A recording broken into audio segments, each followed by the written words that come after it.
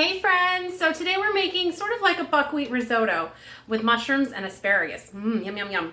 Okay, so anyway, we didn't do it, but you can do it. Anyway, what I did was I took some buckwheat, a cup of buckwheat, and I put it in a strainer. I ran it under some cold water and then just let it drain out. Okay, so that's what I've done so far. And then I'm gonna turn you down here. Okay, maybe, that's good. Okay, so I've got the 12-inch skillet heating up, and I'm just going to put a little swoosh of olive oil in there. Okay, and I'm going to make sure my pan is hot. We're going to let that heat up just a little bit more, but I'll tell you what I have over here is I have half of an onion. I have about 8 mushrooms-ish sliced. I just, eyeballed it. And then some asparagus chopped up into about 1-inch pieces, okay? And so what you're going to do is you're actually going to toast the buckwheat in the pan for about 2 minutes before we move forward, and then you're going to take it back out of the pan. So let's do that real quick and see how that goes, because this is the first time I've actually done this. So you're taking the journey with me. Okay.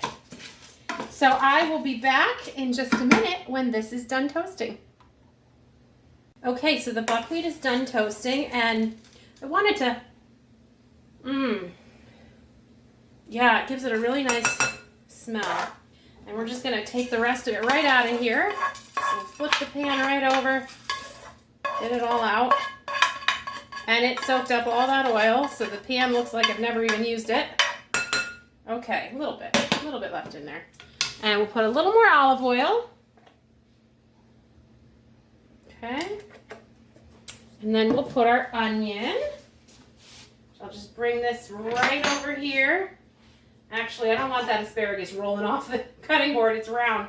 So I'll just do this, scoop it up with my knife. Okay.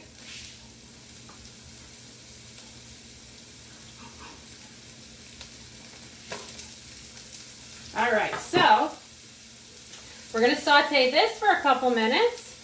So let's get our utensils here, saute it up.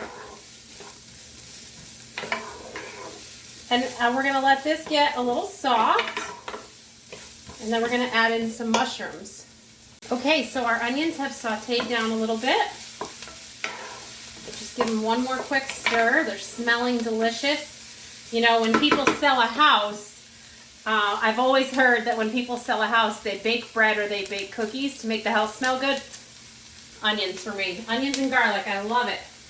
All right, so we're going to throw in our sliced mushrooms. And what we're going to do with these, mushrooms release a lot of moisture when they're cooking. And you have to be smart about mushrooms. Some of these are pretty big, so I'm just going to cut them in half, because I know that it'll blend into the risotto a little bit easier if they're not quite so huge. But what happens with mushrooms is they're sort of like a sponge. And so if you put them into too much oil or something like that, you're going to end up with like a very greasy mushroom.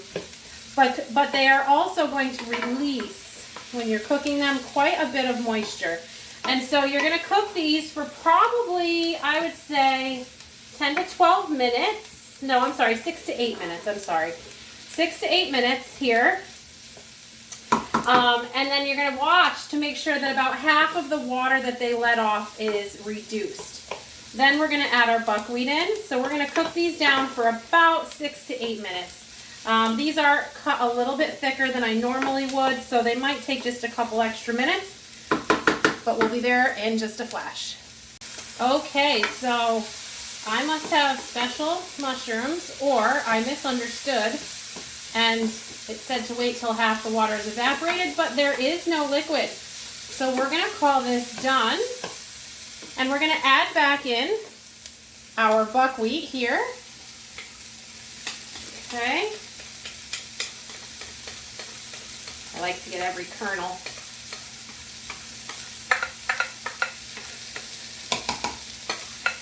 Okay, let's toss this around with our mushrooms and onions. Okay, And then we're going to add 2 cups of broth.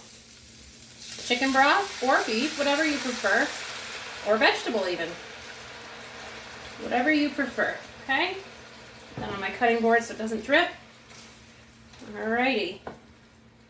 Now, I'm going to get all those groats off of there and my little bit of onion that's left. I'm going to add just a little bit of salt and pepper. Okay. You're going to bring it to a boil. My salt pepper shaker's empty, so you're going to bring it to a boil, and then you're going to reduce it to a simmer and cover it. It only takes 10 to 12 minutes to cook, so which is really nice. Put a little salt in there. Now I like to use the pink salt, and I find that it needs a little extra with that because I find that it's not as salty as regular salt. Okay, so we're going to bring that to a boil. What did I do with my lid? I brought it over here so it was close. Okay, here it is. We're going to cover this up. Now, you don't need to use a 12-inch skillet, but it will probably cook a little bit faster in here. So I'm going to set the timer for about 8 minutes and then see where we're at. And, whoops, that didn't work. There we go. And see where we're at with that. We want to cook it until it's soft. Okay, so we are ready. We want this to be getting soft and still have a little bit of liquid in there. And then we're just going to throw in our asparagus so that can lightly cook. Okay, I did find that this did stick a little bit when I just cooked it like rice the other day. So I am just going to give it a quick little stir. And I feel like maybe it needs just a touch more liquid in there because it still has to cook for a couple more minutes. So I'm just going to add just a touch more. There, I think that makes me feel a little more confident. Okay, and then we're going to cook that for just a few more minutes, 3 to 5 more minutes. Make sure everything is soft, including the asparagus. And then we will be ready to try it. Okay, so we are ready. I'm going to shut the heat off here. And then we're just going to give this a quick little stir. The asparagus is soft, and the buckwheat has this beautiful al dente sort of a texture to it. It's absorbed the water like we wanted it to, and now we're just going to give it a taste. Excited. Are you excited? So simple.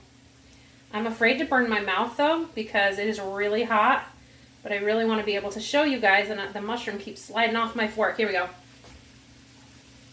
Make sure you blow it because it's hot. I do not want to burn my mouth on camera.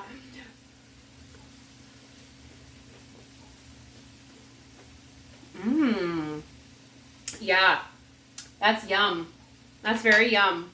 Let me just bring you in for a closer view so you can get a close up.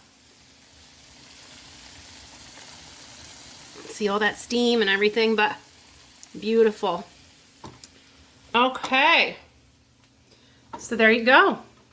That is our buckwheat risotto, and apparently I'm wearing it. There you go. That's just the way the cookie crumbles. I am forever dropping food on myself.